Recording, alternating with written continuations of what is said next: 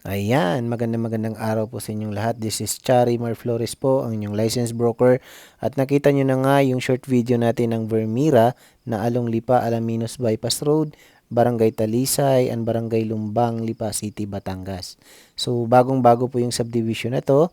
Yung street po na to na may araw po, yan po yung papunta sa Mount Malarayat Country Club. Mga wala pang isang minuto ay nandun na po sa Mount Malarayat. Tapos ito po yung mga malalapit na malls at saka mga bilihan sa area po. And then, aside from this, yung may mga kainan na malalapit po. Dito lang sa mismong street po ito ha, ay ito po yung mga listahan. Actually, marami pa po, hindi pa po yan nakalagay lahat. Tapos, katapat lang siya ng Casa Luminaria. Kaya yan po yung isa sa pinaka-landmark niya, no?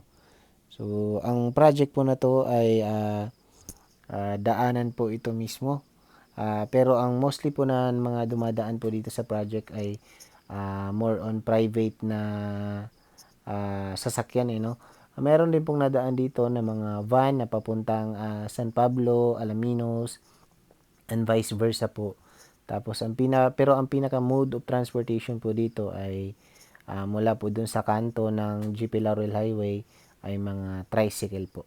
So, ito po, yung street naman po nito, ito po yung papuntang Santo Tomas, Alaminos, San Pablo, at saka yung bago po ngayon na Lipa Padre Garcia na bypass road po. Tapos sa bandang likuran ng property po na to ay idudugtong po dito yung Manila bypass road po sa bandang Lumbang po. Doon po magkakaroon ng additional na access road in the future po. Aside sa maganda po yung location ng project na to, ay napakaganda rin po ng subdivision dahil meron po siyang 18 na theme parks po. Tapos maraming open spaces at saka lalagyan ng 1,500 or more na mga puno po. Aside sa 18 na theme parks po, ay separate pa po doon yung pinaka-central amenity po natin kung saan located po doon yung ating Olympic size na swimming pool. Tapos meron pa tayong dalawang basketball court ano. And by the way, 32 hectares po yung kabuuang development po nito. Tapos 14 hectares naman po yung phase 1 natin. So meron din tayong phase 2 and phase 3 po. Tapos panoorin nyo po yung next video natin dito na i-insert para naman sa amenities at saka open parks po na sinasabi ko po sa inyo.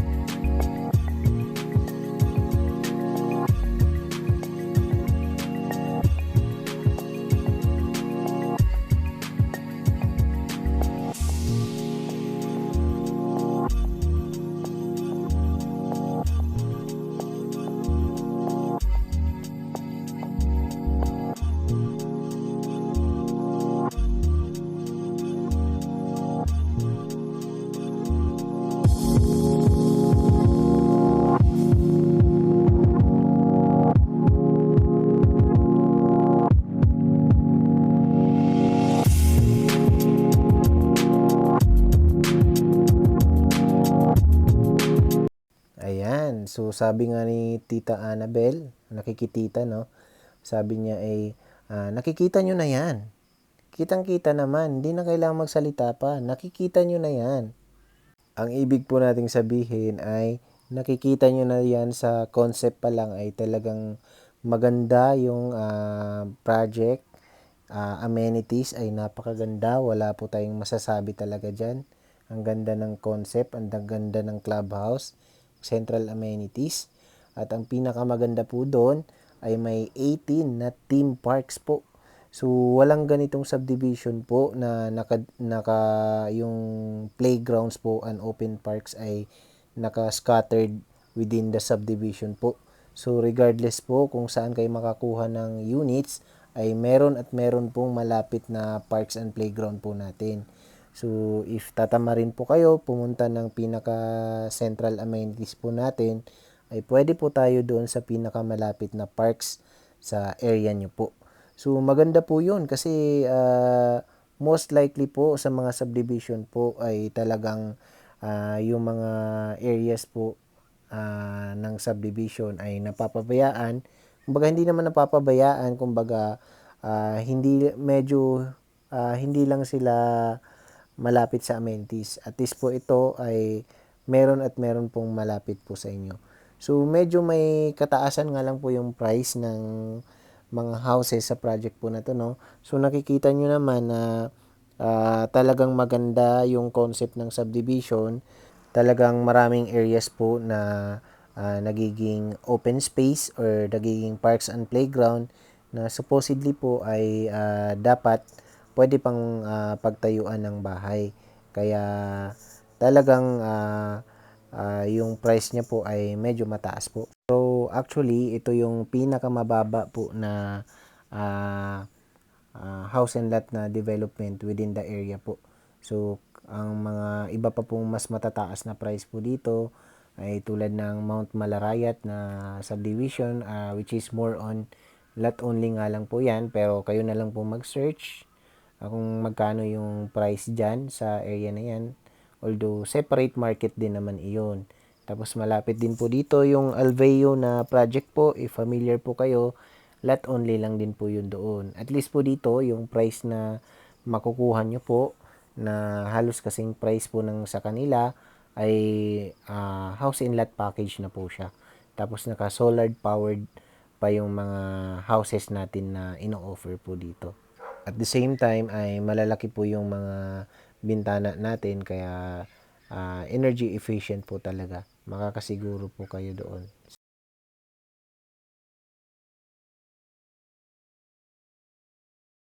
So ayan, nandito na tayo sa mga ongoing construction po, no, na model house.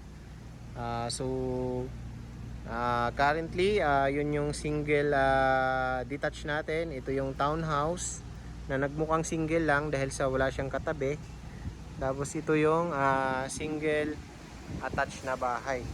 So dito muna tayo magsimula sa single attached na bahay, ano. Pasensya na po at medyo maingay po tayo dito sa construction site, no, since na ongoing po yung paggawa ng ating mga model houses po. Pero ayan, so mapagtsatsagaan din naman natin. So, ang tawag sa construction nila dito ay form block po. Lahat, no? So, pansin nyo, mamaya i-explain ko rin paano naging way ng construction nila. So, single attach. So, naka-firewall po yung isang gilid, no? So, ibig sabihin, yung hangganan ng property ay hanggang dito po sa firewall na to. Tapos yung may malaking extra lot po ay dito po sa side na to. So ang parking nyo po ay dito po. So ilalagay ko lang dito yung pangalan po ng model house po na to. So pansin nyo ay may dalawang bintana po sa bandang harapan ng bahay, ano.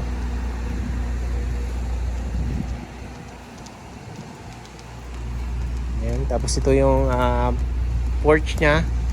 Tapos ito yung pinaka pasukan sa bahay.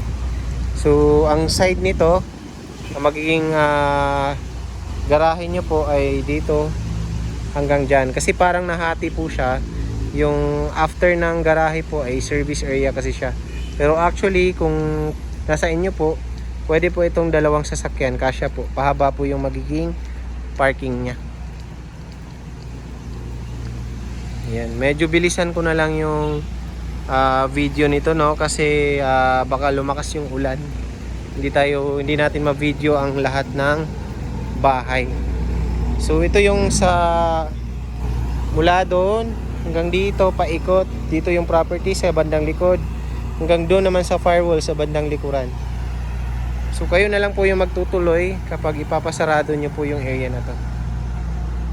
So meron siyang space dito, probably storage area or kwarto.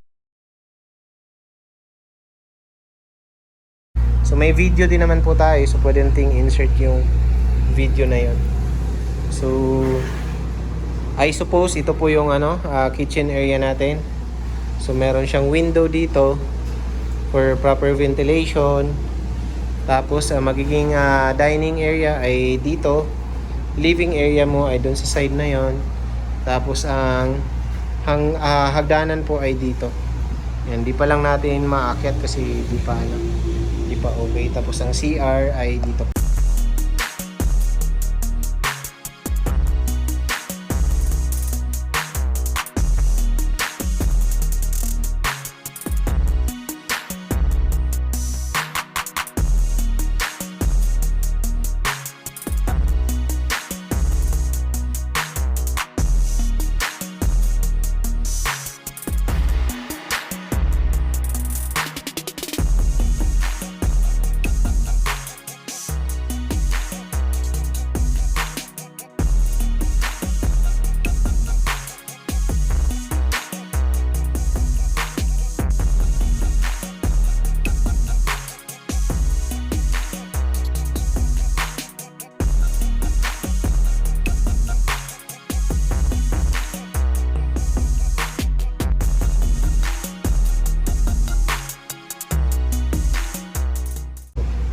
So malaki rin naman yung CR niya.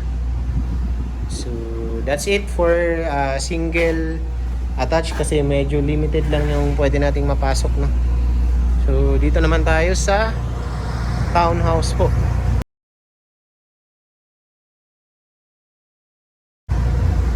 So yan po yung townhouse natin. So ilalagay ko na lang din po dito yung floor area tapos yung lot area po. So townhouse po ito, no. Huwag po kayo ma-confuse. Nagmukha lang siyang single dahil sa yan.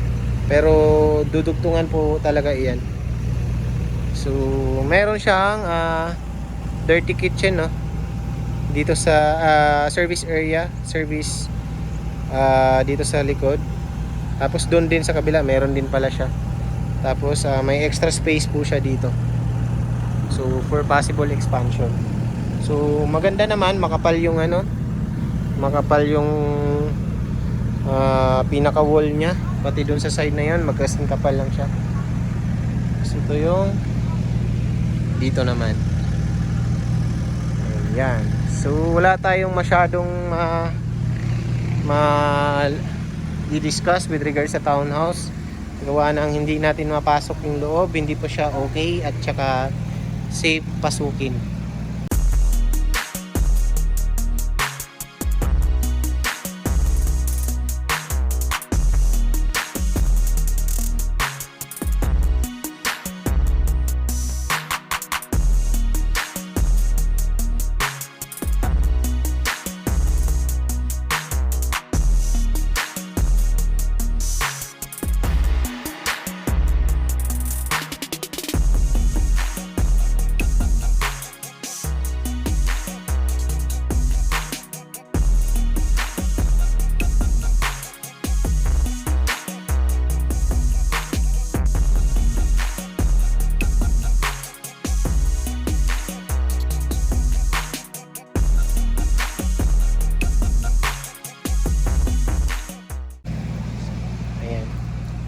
Pero check natin. Ayan yung mga materials, nilalagyan pa lang nila.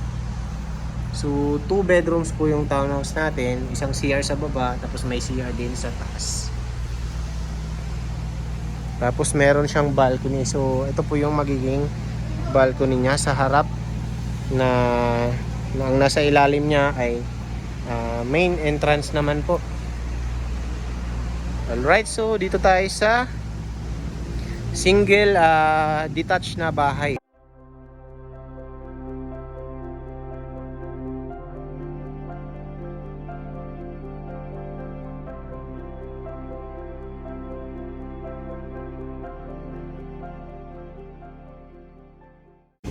So maganda yung bahay na to.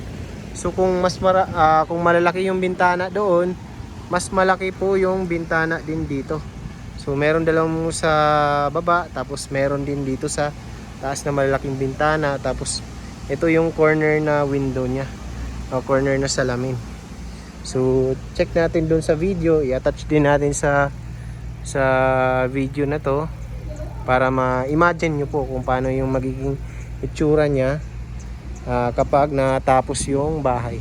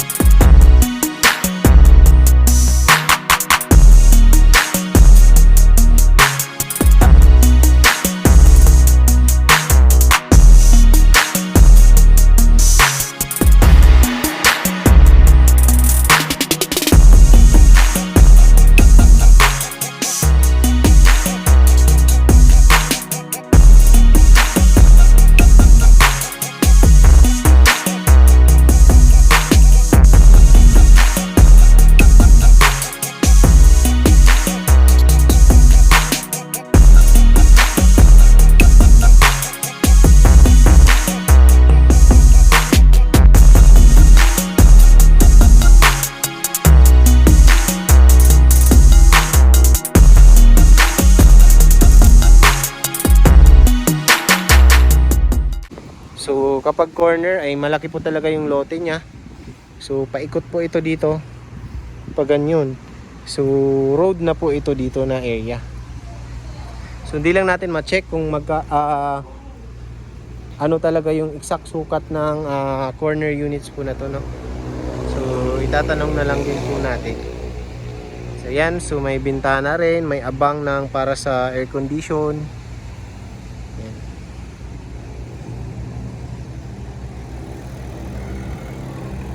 So maayos naman yung gawa nila. So pasukin din natin later, no?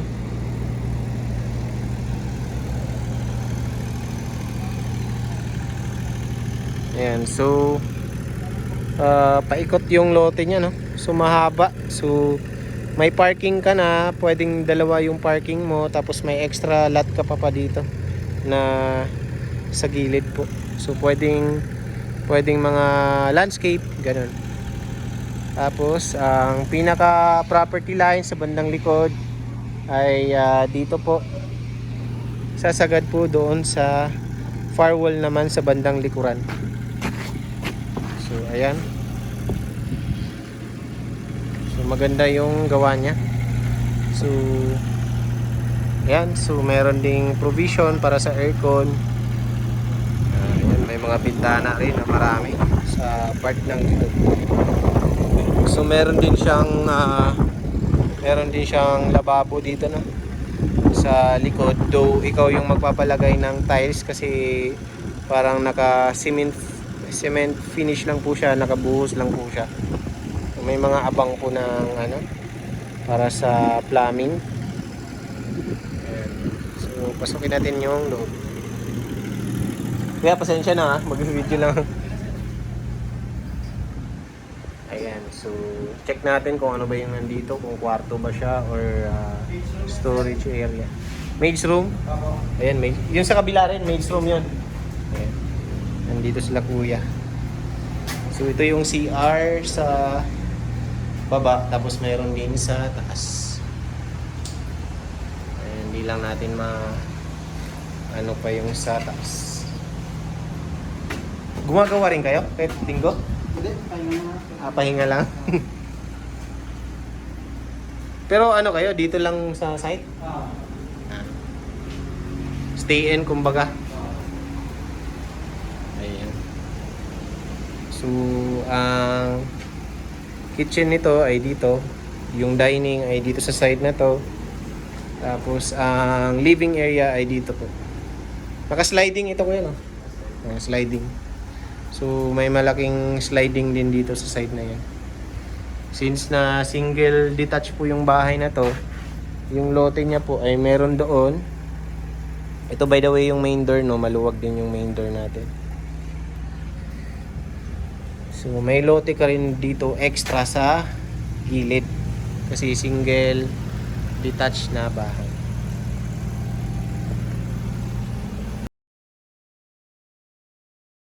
Ayan, yan po yung tatlo sa mga house model na ino-offer natin dito sa Vermira po.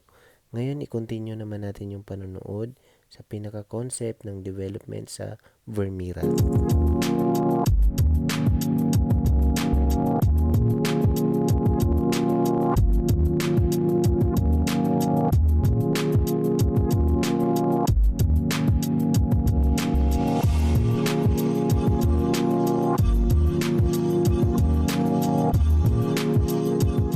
So ito po yung way ng paggawa nila, ano. So ito po ay townhouse pero same naman sa single ay ganyan din po yung gawa nila. So mapapansin nyo, yung pinakita ko sa inyong video kanina na materyales, ito yung materialis na yun, pakita ko sa inyo. Yung kanina.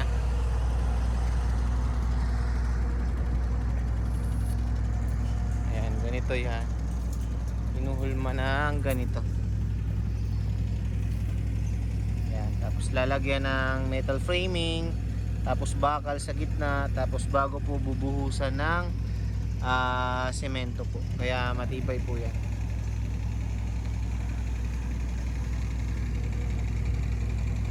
Ay ito yung portion na yon.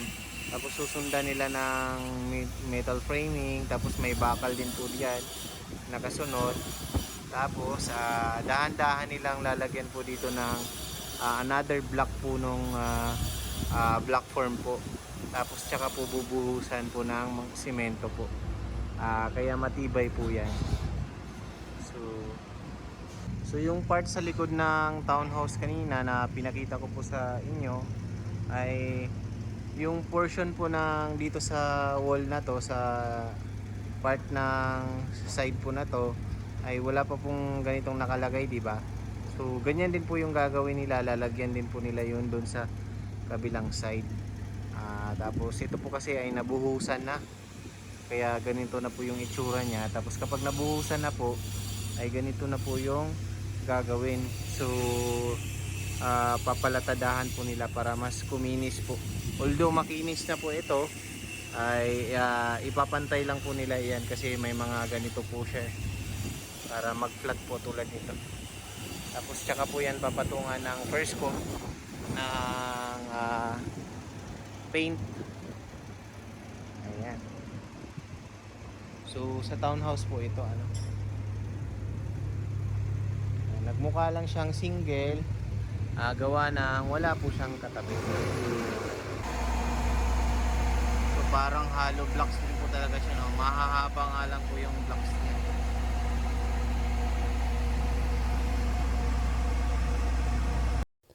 Ayan, so nandito po tayo sa mismong site, ano. Ito yung progress na nagawa na po sa mismong location. So tingnan nyo naman kung gaano kakapal yung daan, no. Ito po yung kasi ay main road po. So 15 meters po yung road nito, kaya talagang malapad po.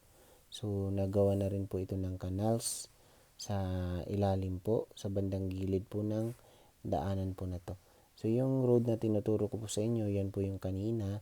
Yan yung Lipa Alaminos Road po. So yung way na dito pa bandang kanan po, yan po yung pa GP Laurel Highway, pa Mount Malarayat Country Club, at saka Fiesta Mall, at saka yung mga kilalang school dyan sa area po na yan.